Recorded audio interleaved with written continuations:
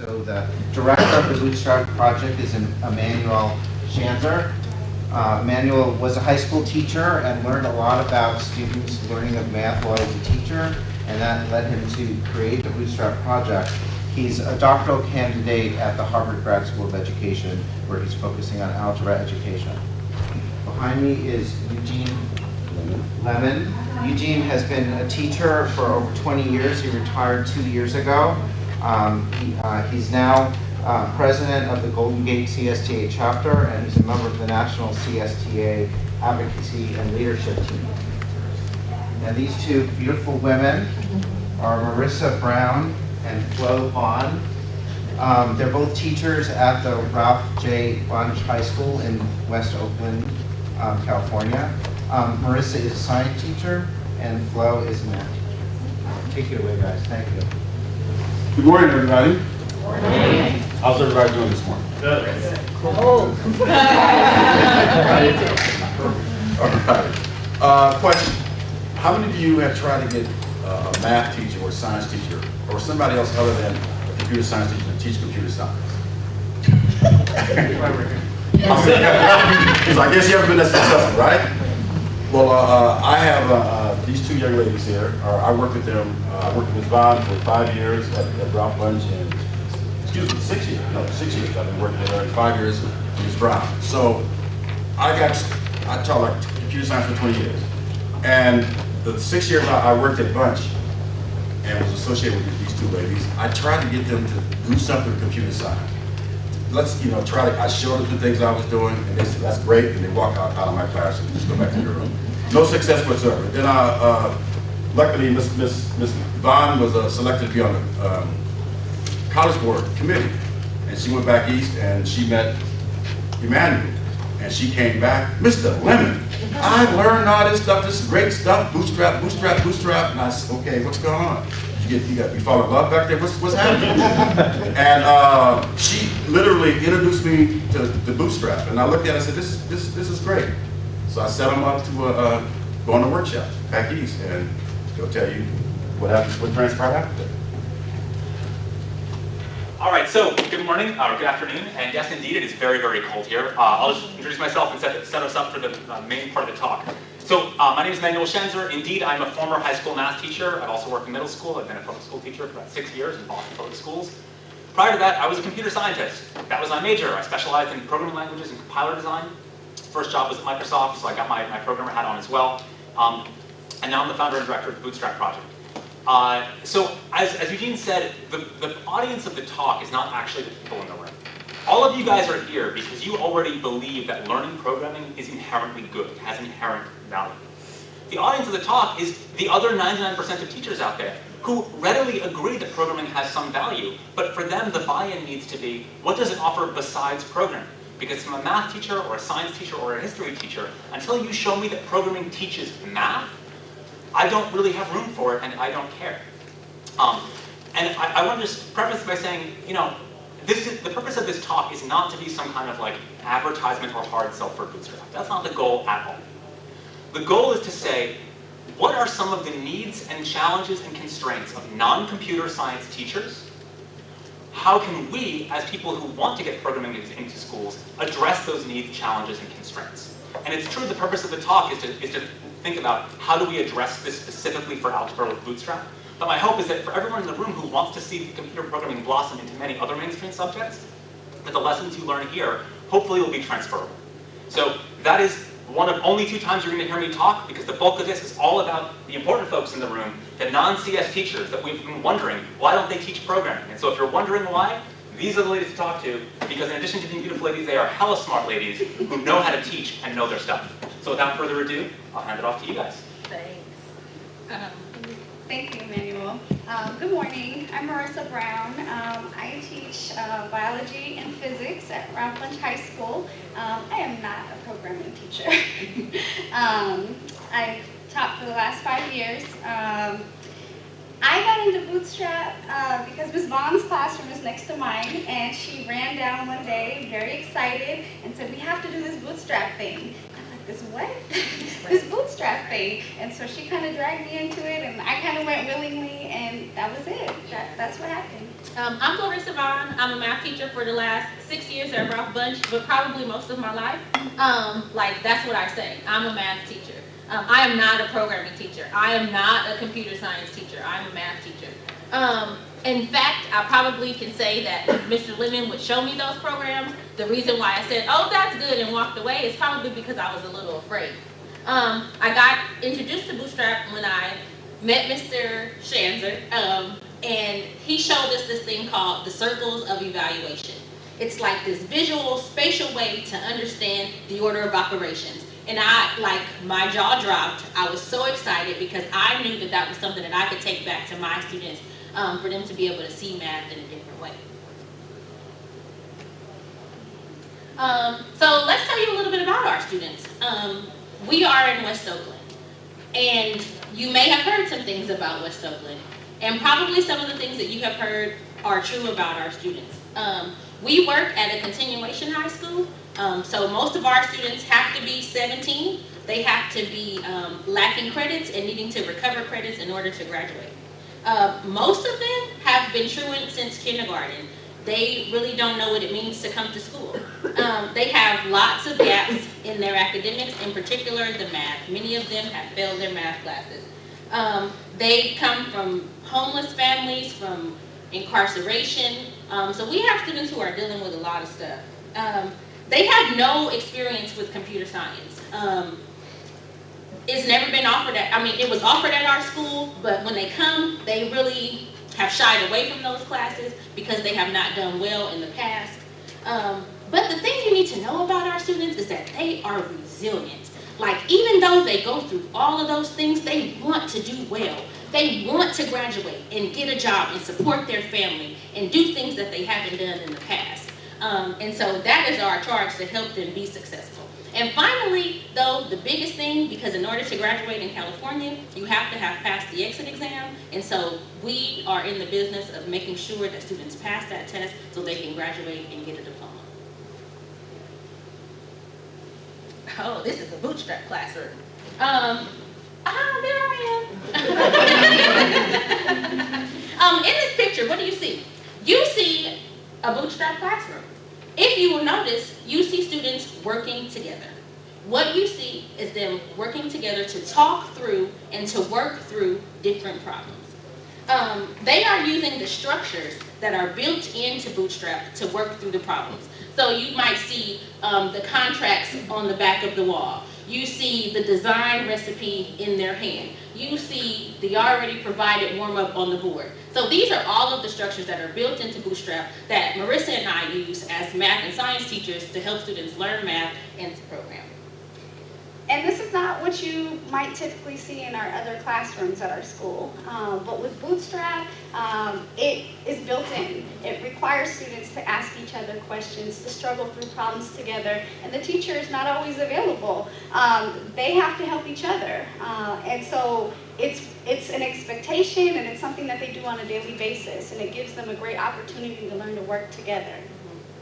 A lot of, I don't know, I would say traditional courses might involve some, I like to call it GPSing students. So you're kind of taking them and say, okay, turn right here. How do you solve this problem? Turn left, turn right, right? And you're just leading them to the answer. But they're not really doing any thinking to getting there themselves. But on the other hand, you know, the opposite of that is just saying, oh, here's a computer lab, and just letting the students go. And they have no idea what they're supposed to create. They're probably doing a drawing program, or some kind of painting program. Now, is it an algebra class that uses Bootstrap, or is it like called a Bootstrap class? So, okay, good question. Marissa and I actually teach Bootstrap as an elective, so outside of the math class. But you can also use it as a math teacher to incorporate it into your lessons. All of the lessons in Bootstrap are aligned to the Common Core curriculum, and they all have a space to fit in the scope and sequence of an algebra class. Talk about that Q&A. Good question. So, if you are getting to the point where you need to do intervention for your students, or you want to get them to the point where they are not creating chaos themselves and you are not GPSing them, well, how do you get to that medium? And Bootstrap is a way to do that. And that gets us to the intervention. So why is intervention important? Like, why do we want to have a different way to teach algebra to our students? First of all, they are repeat algebra students. In California, and in Oakland in particular, students have failed algebra at alarming rates. 8th grade, 9th grade, sometimes 10th grade. And they're taking it for the 3rd and the 4th time. And you know, you might have heard the expression beating a dead horse or the definition of insanity. But all of that happens when you continue to put students in the same algebra class over and over and over again, right? Intervention is supposed to be seeing it in a different manner. And so our students need that, right? They need to pass the exit exam, the California High School exit exam. No matter how engaging any program is at any school, if it does not fit the need of the students at the school, why bother doing it? Why? Your administration is going to say, don't waste my time. But guess what? Bootstrap does do the intervention. Everything that we learn in Bootstrap, we will see on the exit exam. Linear functions, inequalities. No, they don't have any piecewise functions on the exit exam. But if they want to take a higher test, right, they're going to see those kinds of things. So everything that we learn in Bootstrap will help us to pass the exit exam. And finally, our English language learners do excellent in the class because, first of all, they are given structures and tools to be able to communicate with each other, and those barriers are broken down. And then they just gain confidence in their language and their ability to use the language. All right, so why Bootstrap? And I'll answer a little bit more about the connection to math. So first of all, you know, we talk about saying Bootstrap really is a math class. What does it mean to turn a programming class into a math class? Let me start out by telling you what it does not mean. It does not mean that, you know, you have an ice skater and she's skating across the ice and there's a circular pond and you know, like, how far does she get to the center of the pond before she falls in? Oh, for that you need the Pythagorean theorem. That is not teaching math with programming. That might be using some math in it to solve a programming problem. That's not teaching math. Here's what we mean when we say Bootstrap is really aligned to math. First of all, the tool has to be mathematical. Every 5th grader knows that 1 divided by 3 times 3 is 1. Would you agree? 1 over 3 times 3 is 1? Okay, what's 1 over 3 times 3 in Java? 0. What if instead of 3 you have a really big denominator? What's 1 divided by something huge in JavaScript? Times 3. 0.999999999. It's not 1. I mean, from the very basic level, if your language doesn't act like math, it is not appropriate for using in a math class. And let me be really clear, I don't want you to leave the room and say, Emmanuel told me that Java's bad, because that's not what I'm talking about. I'm so sorry. What I'm saying here is that if you want a math teacher to look at what you're doing and say, this really feels and smells like math, it's gotta be math. Square root of -1 had better give you a complex number. And if it doesn't, it's not real math. So getting the tool right takes an extraordinary amount of work. And the tool that we use, doesn't really matter what it's called, I'm not gonna bore you with it, it really does behave like math. In addition, the semantics need to behave like math. So for example, every math teacher knows what functions and variables are. From a math teacher's perspective, does Scratch have variables? No. Does Python have variables? No. Regular programming languages have things called procedures and parameters, which they happen to call functions and variables. And that's fine. And again, I have no beef with those languages. They're wonderful to learn, and we should be teaching our students these languages. But if you want to get a math teacher involved, and you show a math teacher a Scratch variable, they're going to say that's not a variable. You show them a function, they'll say that's not really a function. It's a procedure. So getting this stuff right is extraordinarily difficult at the tool level. And if you do get it right, it's not enough. Because guess what? There also needs to be a component of the curriculum that's more than using the tool, that's more than using the activities. There needs to be a pedagogy that goes along with it. And if the pedagogy doesn't jive with what math teachers know is good math pedagogy, it doesn't count. So in Bootstrap, we use something called the design recipe, which is a structured approach to solving word problems. And yes, it has tremendous applications for computer programming, both in this language or in Python or JavaScript or Scratch or C. but it also has implications in physics problems, in algebra problems. And so math teachers can look at that and say, I believe this is math because I already do it with my students. So you need transferable tools and transferable pedagogy. And even if you get that right, it's still not enough. Because teachers who are not in a programming elective, teachers who are in a math class or a science class where there's state standards and all this stuff, when they get a curriculum, it is not a list of activities.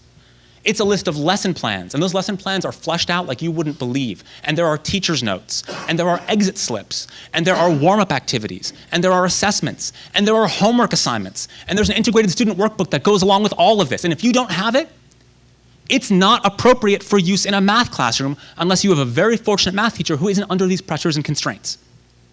And if you do have all of those things, still not enough. Every single thing I just listed needs to be tagged with the precise Common Core standard that it is aligned to, so that a teacher can look at it and integrate that into their scope and sequence.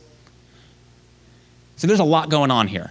And that's what we say, a curriculum that's made for non-CS teachers. So those are the challenges that we had to overcome. It took a lot of work that had nothing to do with programming.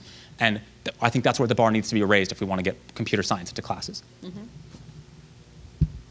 So why does it work for us? Why does Bootstrap work for a math teacher and for a science teacher?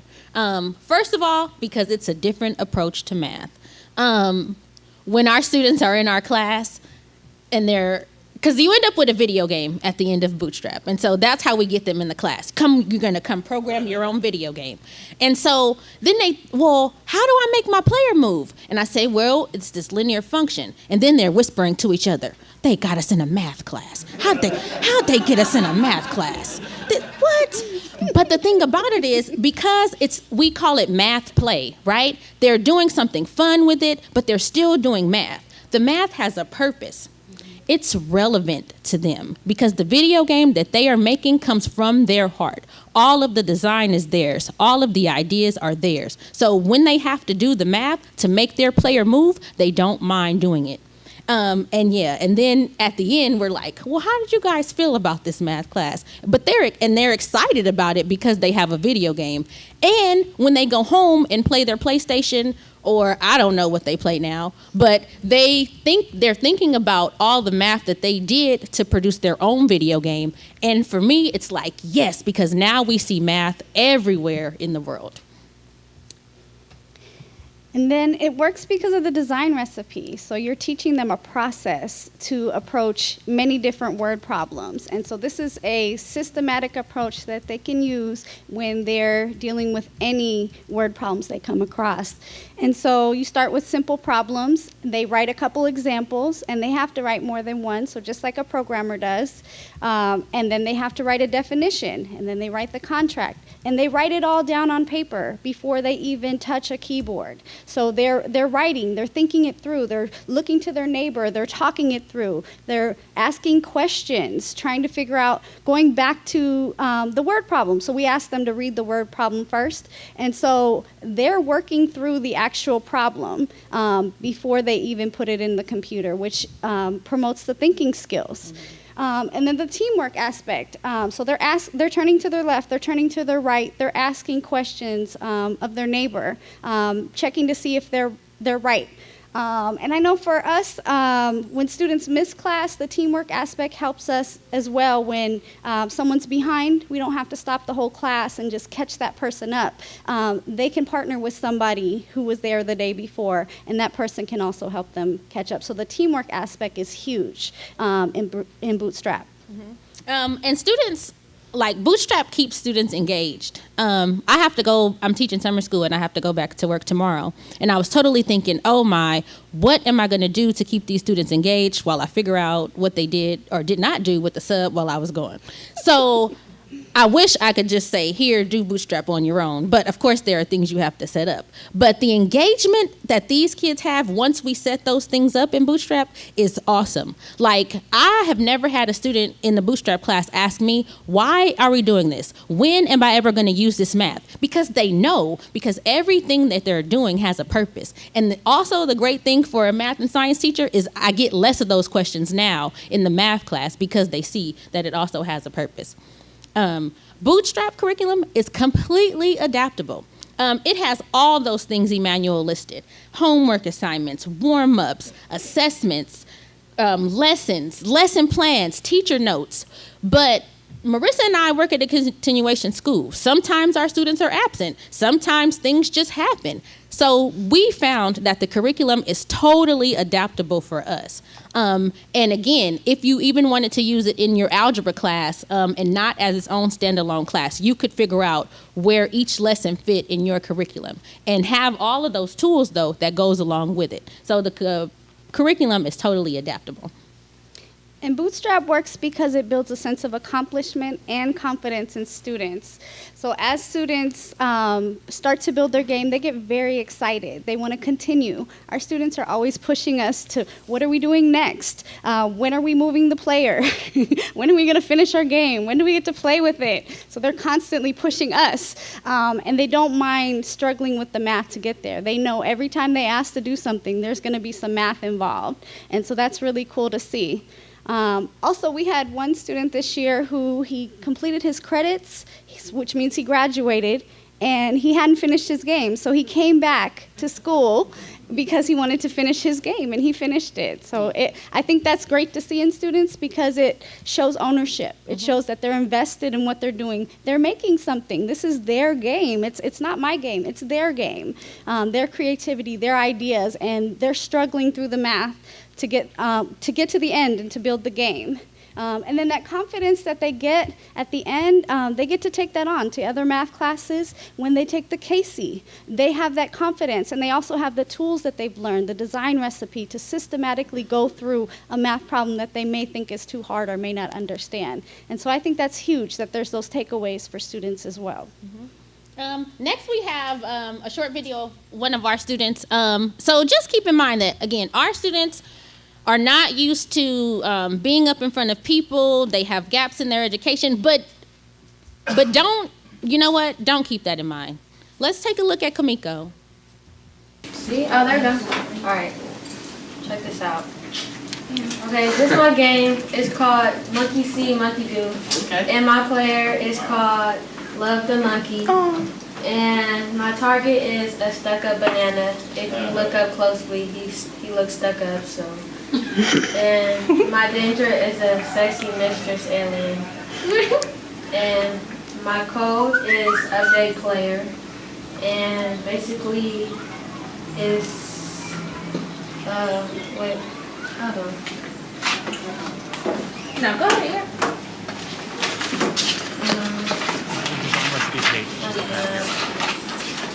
So she page 30 of her tool. Yeah.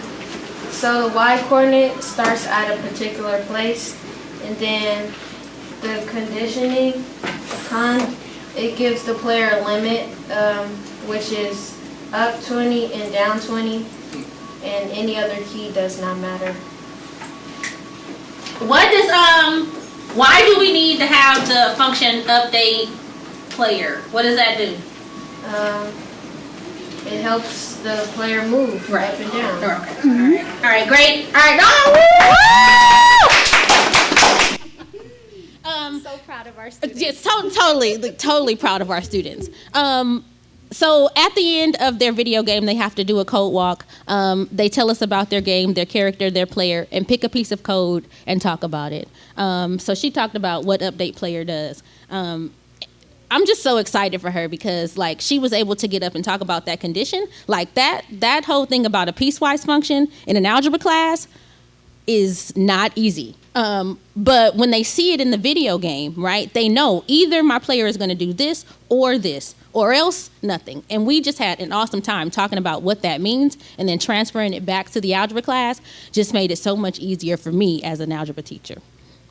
So what did we learn from teaching Bootstrap? Oh, we learned a lot. So for me as a science teacher, I learned how to teach math better because I don't really think about math. In my physics class, we have some formulas we use, we have some conversions we do, but I don't think about how am I going to teach this math. I kind of just throw it up on the board and explain a couple different ways. You can do it this way, you can do it that way. Using the design recipe gave me kind of a systematic approach so I can use them with word problems in my physics class as well, and there are a lot. And then also teaching with Ms. Vaughn, who is a math teacher, getting to see some different ways that you can teach math and break it down for students has helped me in my own classroom, and that's pretty awesome. Another thing that I learned is that I am a programming teacher. I programmed my own video game, and so I can do it. And I went to the training, and so I can teach it also, at least for Bootstrap. And so that makes me pretty excited that I can add to my, I'm just a math teacher / I'm also a programmer. You know, I'm so proud of our students because they struggled through the math so that they could build their games. And a lot of them finished their games. And so when math has a purpose, when you give it meaning, they'll struggle through, they'll do the math, and that's really great too. Mm-hmm. Another thing we learned is that by doing this, we are breaking down those barriers that students have about math, that they think that they only do math in the math classroom, which is totally not true. They do it in the science classroom. They might even do it in a history classroom, but they definitely do it everywhere, every time they go outside, when they pick up a game, when they pick up a phone, right? And so for them to be able to see that math is everywhere was a pretty awesome thing that we learned. And one other thing that we learned is that smart does not just mean getting the right answer. Nowadays, we have so many tools that can help us get the right answer that I don't believe that getting the right answer is the thing that we're looking at anymore. Bootstrap is so much more than that. It's about what tools do we use to get to the answer. Because a lot of time in my math class, you know, I'm like, yeah, x equals 5, but how did you get that? Because those are the tools. Being able to explain how we did something or why we did something is going to be what elevates us in society. The challenges. We had some challenges along the way. So you're going to have to work with your principal at your school to figure out a home for Bootstrap in the master schedule. And so at our school, because it's a continuation school and our goal is to get kids to pass Casey and to get them graduated, we had to focus on that. And so we went to our principal and said, we're going to teach a math class. We're going to teach it together. And this math class is going to help improve our students' skills for those who are struggling and need additional skill building. And this is going to help them pass the Casey. And so then we went and taught it. We told her that we know that programming is not on the Casey, but this is definitely a math class. And so that was good. Another struggle that we have, or that you might run into, that Mr. Lemon certainly ran into for 6 years, I am not a programming teacher. I'm a math teacher. She's a science teacher. We don't want to do that. But this is not a programming curriculum. This is a math curriculum. So you just only have to be a math teacher, and then you can do the rest. So don't let those people tell you, I'm not a programmer, because they can be. Tell them to find me. And it's okay that you're not a programmer. When you have questions, you have support. You have the curriculum and the teacher's guide, which talks you through how should I show this or give examples to my students. And then you have the whole Bootstrap team. Emmanuel has a team that works with him that will answer your questions when you get stuck. And so you're not alone. You're not teaching alone. Mm-hmm. One other challenge that we had was student consistency. I said before that a lot of our students have been truant for a long time. However, though, because the Bootstrap programming was so engaged, we actually had teachers like asking us how you guys got so many kids in your class, or, you know, because the attendance rate in that class actually went up. And another thing was that we had to go recruit students. So, you know, because it was an elective class and the focus of our school is to get us to recover the credits. But we did the lesson twice. We did the curriculum twice. And the second time around, we had students stay, create a second video game, and bring his friends. So that was pretty awesome. And, oh gosh, Dion.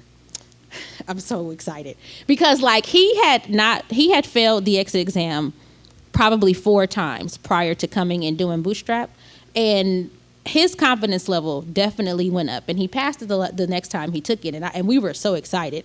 He said it had to do with us. I mean, you know, we have no way of knowing, but we would like to think so. But we definitely could see that just the change in his demeanor when he walked in the room to sit down and take the test was completely different than it had been before. And finally, another challenge is going to be the classroom management in a computer lab. I'm a math teacher. I really, sometimes I might do GeoGebra or geometers, and so like we don't spend a lot of time in the computer lab. So just having to think about the things that we do in the lab. When do we go? Because some of the lessons, like Ms. Brown said, you need to be able to write things down before and think them through before you even enter on the keyboard. So sometimes we just spent days in the classroom and not even in the computer lab. So just thinking about like, are you going to turn the monitors on and what are going to be your classroom setup?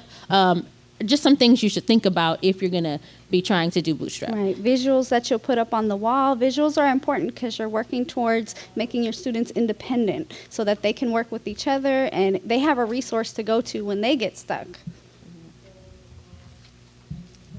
Okay, so if there's a teacher at your school, let's say that there's, an algebra teacher, an 8th or 9th grade math teacher, and you're like, I'd love to get them started. If they're interested in Bootstrap, have them go to the website, have them come to a training, have them make a game of their own, right? We have them do that as part of the training, but they can do it on their own. And then something that we as computer science teachers can do is instead of just saying like, here's a great tool, you should use it, we can also say, here's a great tool, here's all the reasons it's really authentically math or authentically history or authentically science. But also that frees us to helping them focus on integration. Where and when can they use that in the curriculum? And we have plenty of time left for Q&A. This is actually the last slide, so I'm happy to answer integration questions. But Bootstrap is all word problems. And as Flo said, 90% of it is linear functions, inequalities in the plane, Pythagorean theorem, function composition, order of operations. And so if you have a math teacher who maybe spends a lot of time on these word problems, they're already spending the time it takes to teach Bootstrap. So I said in the very beginning that I didn't want this to come across as some sort of Bootstrap advertisement. And so what I'm hoping is that the takeaway here is not, yay, Bootstrap, but rather is if we want to make programming an integral part of mainstream classes, not just a computer science class. Well, I've been to a bunch of sessions, both this morning, I'm going to go to some this afternoon, and for the last couple of years at CSTA, there is so much exciting stuff going on. We have nailed the tool building aspect and a lot of the curriculum aspect. If there's something that you're passionate about, a curriculum or a presentation that you saw already, my hope is that what you'll take out of this is we got a long way to go if we want to get it into those other classes beyond the CS elective. We need a curriculum that includes lesson plans and standard alignment and homework assignments and exit slips and assessments and an integrated student workbook. And if you want to know what one of those looks like, we got 4 of them here you can play with. So yeah, Bootstrap's a lot of fun. Here's how you can get teachers started. But what we want to do is get teachers who proudly identify and say, I'm not a programming teacher. Sure, programming is valuable, but that's not what I teach. And it frees us to look at them and say, no problem, this isn't a programming class. Because if we want to get into those mainstream classes, it really can't be. It has to authentically be something else too. Right. So, and I don't know if you said it was free. Oh yeah, also everything is free. Sorry, yeah, also everything is free, obviously. Yes. So that's it. We got 12 minutes. We were hoping to have 15, but we're racing here. We want most of this to be about questions. So let's flip to the next slide, do questions. We've already got some hands up in the air. I think it's about half and half. We really encourage the women, but we ended up with like a half and half in our course. Right. And the first time around, we had to recruit quite a bit, and then the second time, people wanted to join.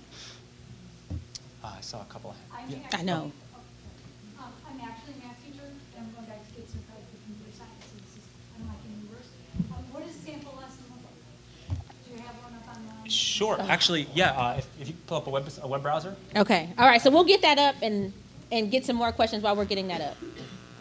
Is it enough material for a semester class, or is it a full year class? It's 10 lessons, and it took Ms. Brown and I about 12 weeks to do 10 lessons. Hour a day? 12 Hour a day. Thank you. Do we not have Wi-Fi up there? Oh wow. Tell you what. Before you leave, grab one of the books. We have every single lesson in the books. Take one home. And we'll try to get Wi-Fi so we can show other people what it looks like too. Other questions?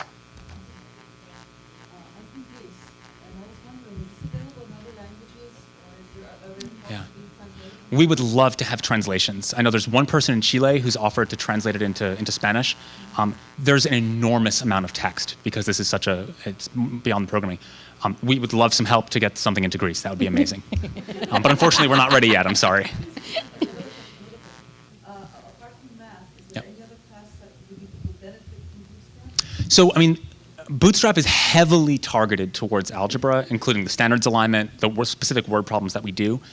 The pedagogical techniques, in particular this design recipe thing we talked about, as a generic approach to problem solving has successfully been used in tons of science classes, upper and lower level math classes. There's a professor who uses it with writing classes in a journalism class. So this pedagogy is based on the program by design curriculum. Yeah, go for it. And so I can point you to what they do. Their stuff is a little bit more general, so it would require more integration effort to tailor it to a different class besides algebra, but it can be. I'm sorry to think we have this. It's so interesting. Yeah. Because I teach at a continuation school. It's the equivalent of continuation school. Yeah. It's for adult learners, actually 14 upwards, lots of dropouts, lots of people. We even have 60-year-old students. Awesome. And some of the challenges these ladies are facing, I can identify with. And I'm thinking of my colleague who teaches English classes. She's desperate to get students to focus on the English as a foreign language. And she's really open to new technologies, and I'm really wondering if there's a way that it could be used in an English as a foreign language class. That's a good question. That's a good question. Let's talk afterwards, but that's a fascinating thing to think about.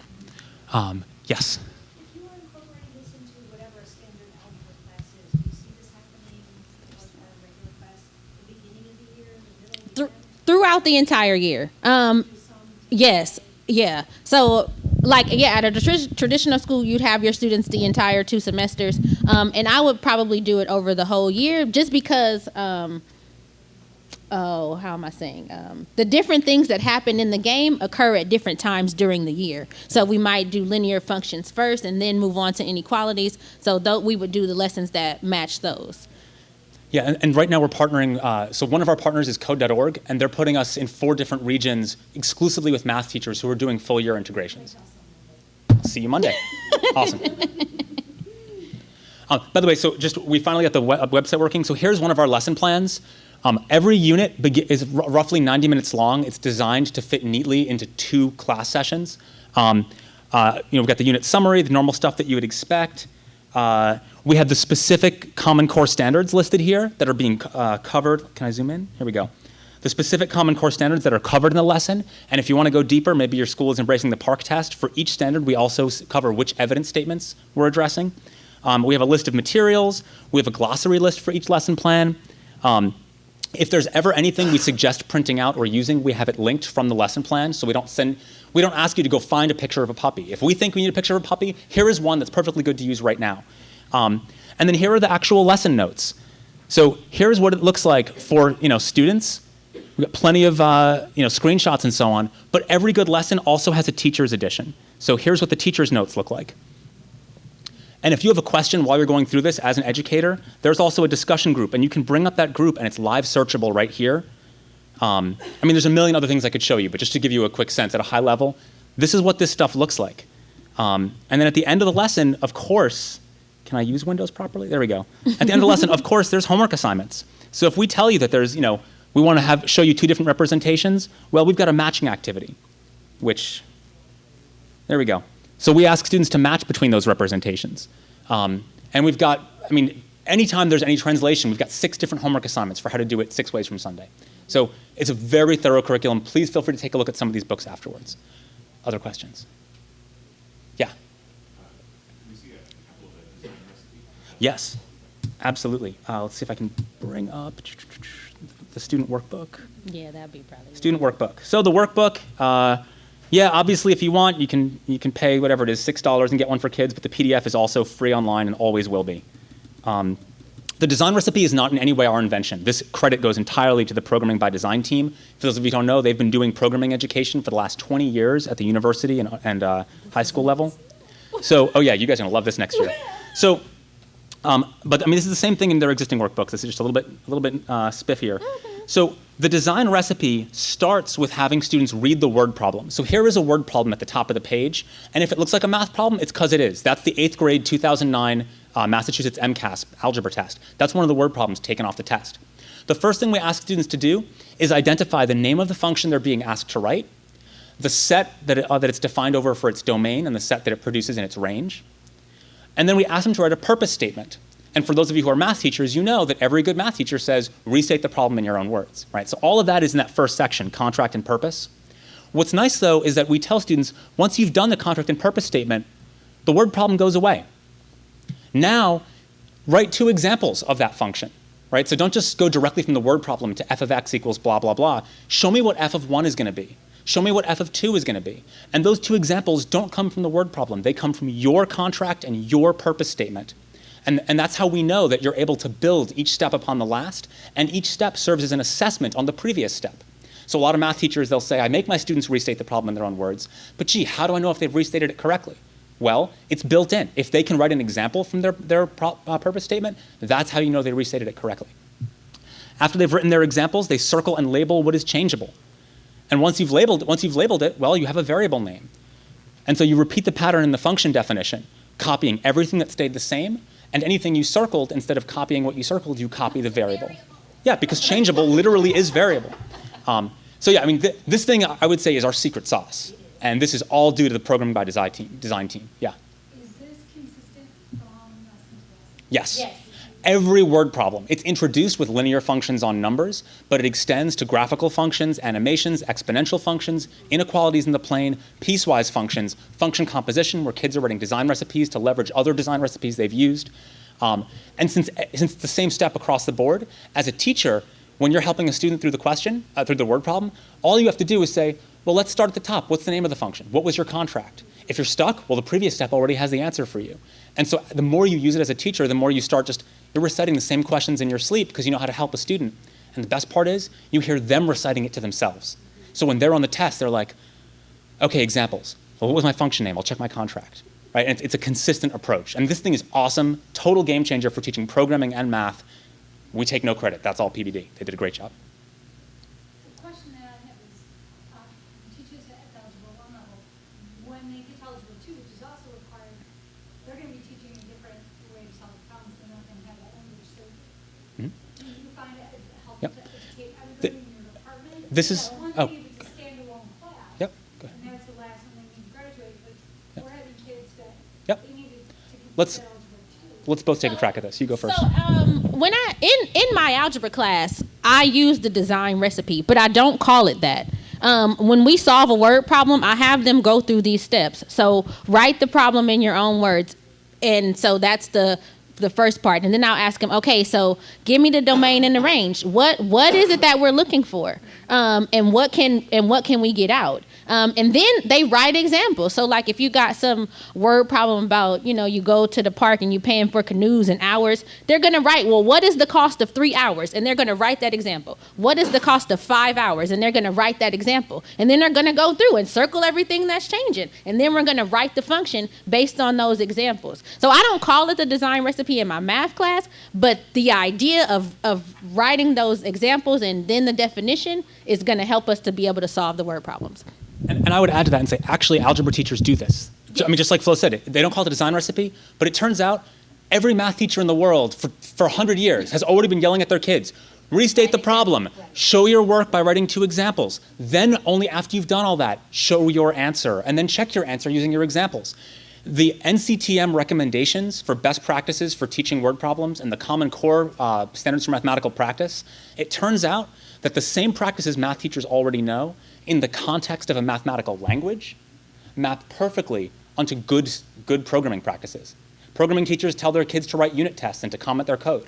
Math teachers tell their kids to write examples and to restate the problem. As long as the language you're using is algebraic, it turns out these best practices between disciplines are the same damn thing. I wanted to ask Ms. Brown. Ms. Brown, you're a science teacher. Can you tell me more about how this curriculum has affected the way your kids understand science, the way you teach science? Okay, so I mainly use it in my physics class and with the math portions. And so I use the design recipe to break down problems. So when we have like conversions or formulas, just giving them a process, a step-by-step process. So similar to what Ms. Vaughn does in her math class, where you restate the problem, you write some examples, and then we talk it out on the board. So we talk it out on the board first, and they write it down in their notebook, so they do a couple practice problems, and then they help each other. So it helps to put it into a group situation in my science class too.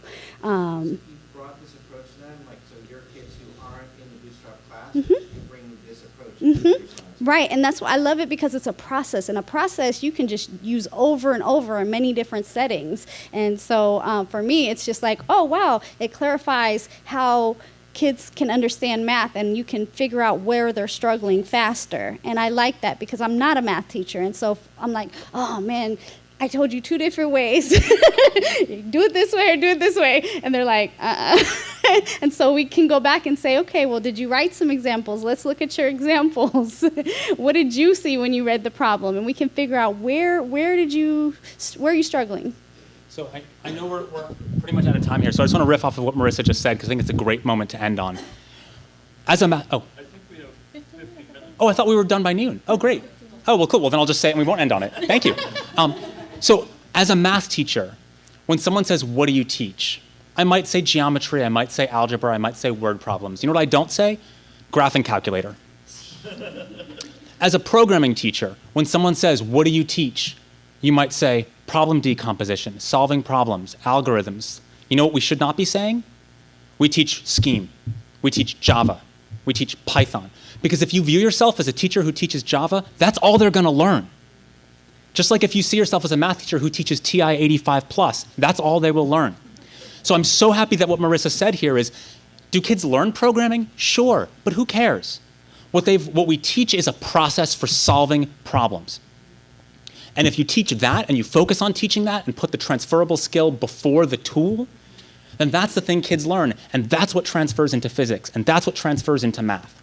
So all of us have some amazing curricula and tools and languages, and they are all kick-ass, and we should be thrilled. And I think the next thing we got to do to go beyond that is to say, well, what's the learning behind it? And how do we refocus on saying that's what we teach? And how can we then go to a history teacher and say, you teach this, I teach this too? I think that would be awesome. Other questions? We have 15 more minutes, yeah. Logistics, what do you need to run it? You need computers, 1 for every 2 students, so we enforce pair programming. You need a web browser that was made after 2009, so Internet Explorer 9 and above work great, Internet Explorer 8, we don't want that. And you need an internet connection, and you'll need student workbooks, which are freely available in PDF, or you can buy them for like $6 a pop. So you could do it on a Chromebook or something? Yes, they work great on Chromebooks. Yep. Yeah. That's actually a tough question to answer, because when you give everything away for free online, you get questions from places you didn't expect. I know that we're in a couple hundred. We have tight partnerships with a few districts that we have numbers on. So code.org has us in 4 districts, in between 15 and 30 schools per district. We're launching in New York City with CSNYC this fall. I think we're already in 4 or 5 schools there, but that's going to grow to 15. We're in probably half a dozen schools in Massachusetts. That's going to grow to about 50 this year. But we're getting emails from people being like, forgive my English, I am in Saudi Arabia, but, so the usage numbers are significantly higher than that, but we don't really know how many. Yeah. Yes. So Bootstrap 2, for those of you who are programming, so now I'm about to just undo everything I just said. Forget math, programming is awesome, we need computer science. So, I mean, look, let's be honest, data structures are awesome, recursion is awesome, algorithms are awesome, like there's so much cool stuff in computer science. Bootstrap 1 was designed with a scalpel, where we said, we're not going to include a damn thing in this curriculum that isn't in an Algebra 1 textbook. So if it's not there, we don't put it in. So those of you who are programming teachers, if you look at Bootstrap 1, you're going to say, I mean, you're using a robust methodology, but this is actually very simple programming, and that's because it is. Bootstrap 2 is not that. Bootstrap 2 introduces data structures. It introduces light recursion. It introduces event-based programming. It goes pretty far down the rabbit hole. I mean, you cover an enormous amount in Bootstrap 2. Bootstrap 1, the games are all very similar, because kids we have them on Rails, so that each component of the game requires this component of algebra, so every kid has similar games. Bootstrap 2, any game you want. You can be doing racing games, multiplayer games, multi-level games. I should say in Bootstrap 1, all the games also run on cell phones and tablets, so if you feel pressure from your administration, like, you've got to be doing app development, well, check, you got apps. But in Bootstrap 2, they can actually use what's going on the phone a lot more. So in addition to doing tilt events and tap events, kids can write code that deals with GPS events or text message events. So Bootstrap 2 gets very sophisticated, but it's just well beyond the scope of a math class. Yeah. I want to go back to these guys' story. So Ms. Vaughn, one of the things you said was about these kids who have failed multiple times, and so you're willing to try anything. And that gave you, like, opening the door to bring this in. Can you talk about, I mean, I guess my question is, like, so when the kids are, when they go through this class, then, like, do you, like, Ms. Friend, do you also have them at the same time? Like, do you see how they grow, like, not just in this class, like, what are the larger things? Yeah, so we teach the bootstrap class together. So we're in the class at the same time with the bootstrap class. But the rest of the day, she's got her science classes, I've got my math classes. And yes, I do have some of the students twice. So I might have them in algebra, and then I'll also have them in the bootstrap class.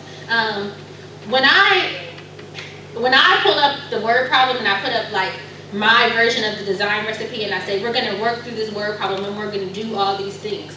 The students that are in my bootstrap class, they are my leaders and my helpers in the class because they know that before we even get to the answer, like that's the furthest thing from our mind. And that we're gonna go through all these procedural things to help us think through the problem. So I can see that they are growing and that it is helping. I have tried many interventions. I remember this one algebra program I tried that had cups and chips and negatives, and if it's negative, you turn the cup upside down. I mean, I have tried a lot of things. But when I found out that I was gonna make my own video game, I was excited. And then, like, it was math too? Woo-hoo! And I just want to add that once they're at school, they're coming to our class, right? And so that means they're going to their other classes too. And we generally do see them doing well in their other classes as well. So they're engaged, they're paying attention, and so whatever it takes to get them to school. Do you have to do like a parent show or anything at the end to show off what they've done? Show Yes. Yes. We, our parent participation is sometimes a little bit sketchy, but we do have some that come, and we have had some that have come seen our games. They show them off at home because everything is online, so they can get on at home and play them. They can get on at home and show them, and they do. The last class we had, like, we were doing the presentations, and it was that day, and we had one student. He just would not stop playing his game. Like, come on now, you're gonna get the high score next time, but we gotta do these presentations. So they really do enjoy it. And I should add too, this is a great selling point for us as CS teachers.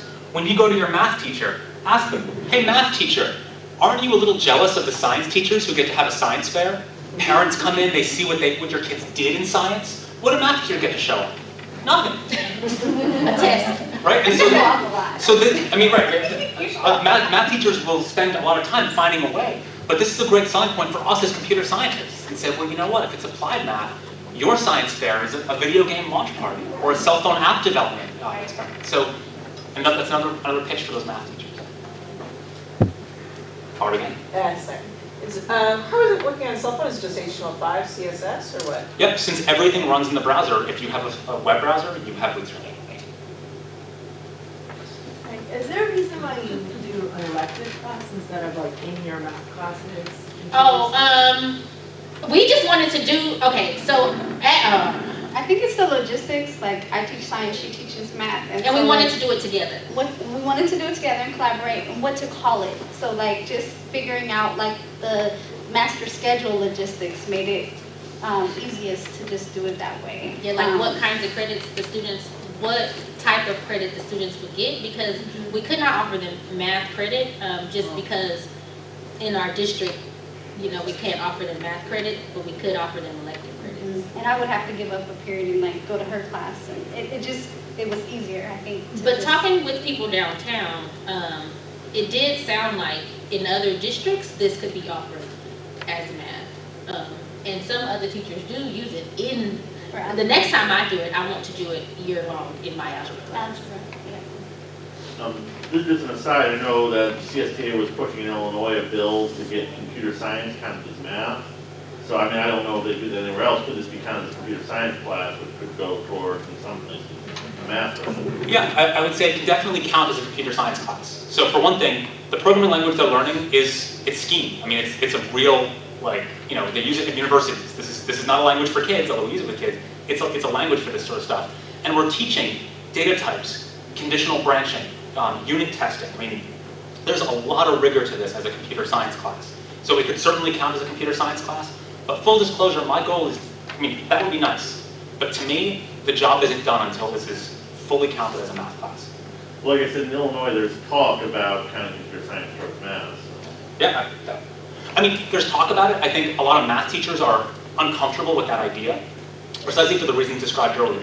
That, you know, any programming 101 class, one of the first programs you get shown is x equals 5. And now on the next line, x equals x plus 2. What is x at the end of this program? It's 7, right? Obviously. Any math teacher who sees that is going to get a queasy feeling and say, that ain't math.